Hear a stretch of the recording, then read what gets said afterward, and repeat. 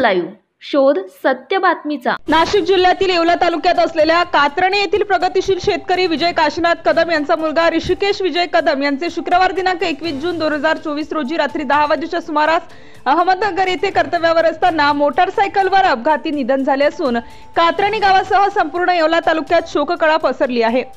त्यांच्यावर कात्रणी येथे मूळगावी शासकीय इतमामात अंत्यविधी संपन्न झाला।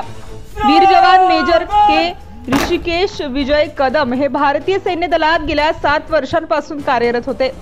सध्या ते अहमदनगर येथे बेस्ट कॅम्प मध्ये आपली सेवा देत होते। 55 आर्म रेजिमेंटचे वीर जवान अहमदनगर येथे कार्यरत असताना त्यांना दिनांक 21 जून 2024 रोजी रात्री 10 वाजेच्या सुमारास मोटारसायकलवर अपघातात निधन होऊन वीरमरण आले। त्यांचा कात्रणी या मूळगावी शासकीय इतमामात अंत्यविधी करण्यात आला। कैलासवासी ऋषिकेश विजय कदम यांच्या पश्चात 2 वर्षांचा एक मुलगा, आई वडील, आजी आजोबा असा मोठा परिवार असून त्यांचा भाऊ विकास विजय कदम हे आर्मी लेह लडाख उत्तराखंड येथे कार्यरत असून ड्युटी बजावत आहेत। कैलासवासी ऋषिकेश कदम यांच्या अंत्यविधीच्या वेळी सामाजिक राजकीय पदाधिकारी व कार्यकर्ते आणि शासकीय अधिकारी व नागरिक मोठ्या प्रमाणात उपस्थित होते। नांदगाववरून प्रतिनिधी मुक्ताराम बागुल। या देशसेवेमध्ये स्वतःला वाहून घेतलं।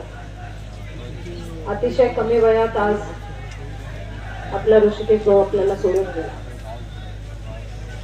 या वयामध्ये देशाप्रती आपलं देणं लागतं हा विचारच खूप मोठा आहे। त्या विचाराने या कुटुंबाने